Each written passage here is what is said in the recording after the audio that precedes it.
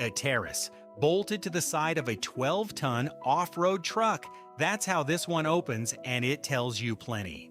Hi, welcome back to the channel. This is the MANCA #1 Speed Demon, a SINOTRUK 4x4, 6 berths, 29 kilowatt hours of lithium, and a bathroom you'd happily use at home. So what did they give up to get all of that? Let's go and look. The deck folds out of the body and locks level with the floor inside. Wood-look tile railing all the way around, stairs down to the ground, awning over the top. Call it a step and you'd be underselling it. It's a room without walls, as wide as the truck, sitting chest high above the dirt. Most campers hand you a folding chair and a patch of mud. This one gives you a porch that folds flat for the road.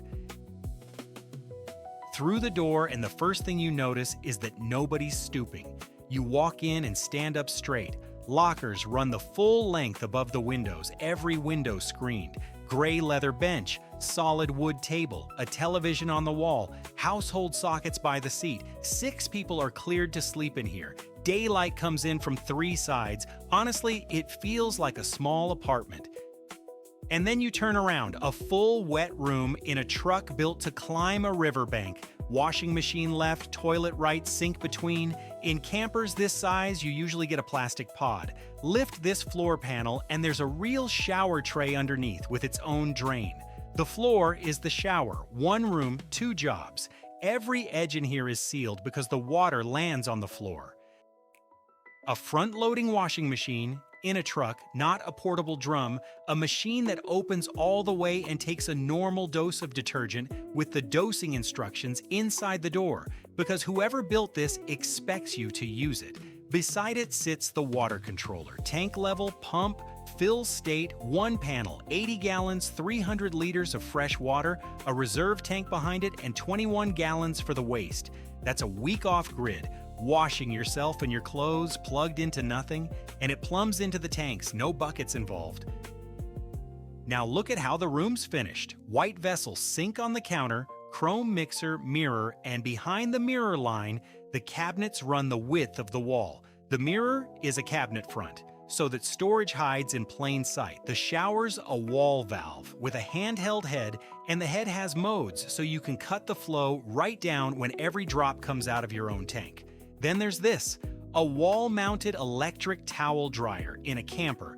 It sounds like a toy until you've spent 3 wet days somewhere cold. This is what dries your clothes and the room itself, and drying out is half the battle in a vehicle that goes where this one goes. The window has a mesh screen and a vent, so steam leaves instead of settling on the walls. Hot water reaches every faucet in here, and the drain sits under a lift-out cover. Open the overhead cabinets, lined, empty, damped hinges. Every surface is hard and sealed because this room's built to get soaked.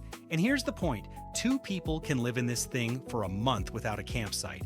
And the reason isn't the bed, and it isn't the kitchen. It's this room. Wash yourself, wash your clothes, dry them, stay warm. That's what separates a weekend camper from one you can actually live in. The toilet's a Panasonic electric unit, heated seat, powered lid, and its own control panel built into the top. In a motorhome, that means the electrics have to be strong enough to treat a bathroom fixture like a household appliance, and we'll come back to that. Beside it, on the wall, there's a radiator. The heating here is diesel-fired hot water, circulating through the floor and through panels like this one, so the bathroom stays warm on a winter night. No fan roaring in the ceiling. Water heat, the way a house does it. The lid lifts itself, and the seat is warm before you sit down. Behind the bathroom, through a door at the back, is the bedroom.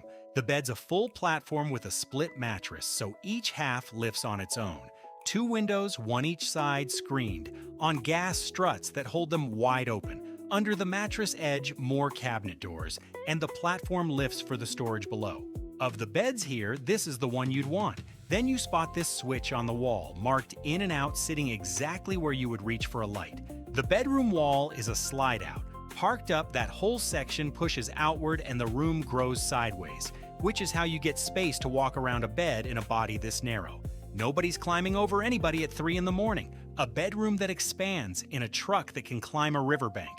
Those 2 ideas don't usually share a vehicle. With a window open each side, the air moves straight through, which matters more on a hot night than any spec. That space below is the garage, and it runs right across the body. Painted floor, sealed walls, a hinged hatch through to the outside so you load from either end. Recovery boards, tools, camping kit, all of it lives out here, not in the living space. A generator or a bike goes straight in from the ground.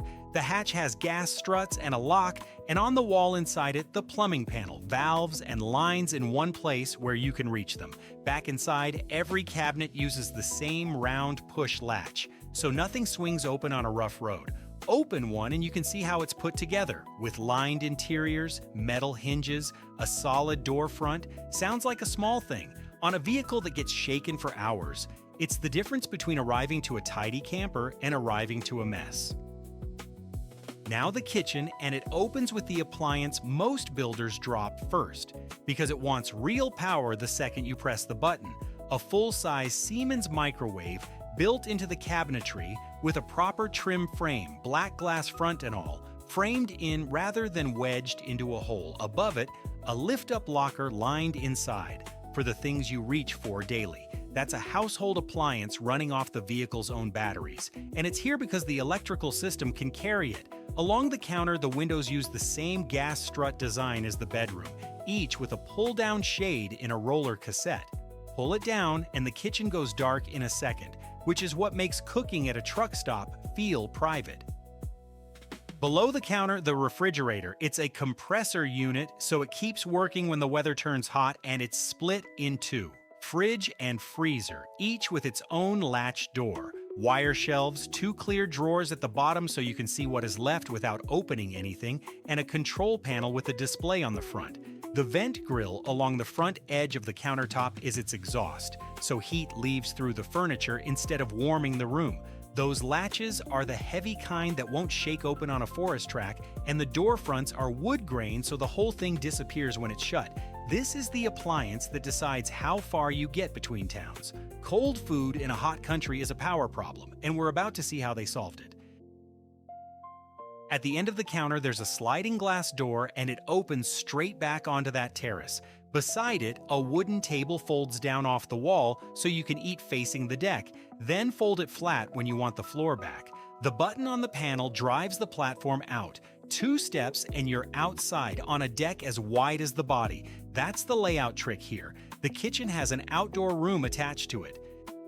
And here's the wall that explains everything else. 24 volts, 1200 amp hours of lithium, close to 29 kilowatt hours under the floor, 1800 watts of solar on the roof, a 9 kilowatt diesel boiler running the floor, heating and the hot water, controller right here. That's why there's a microwave. That's why the washing machine runs parked in a field. And it's why the bathroom is warm. A house-size battery bank in a truck you can take off the road. Stainless sink in a solid counter with a pull-out chrome mixer. And look at the slim second faucet beside it.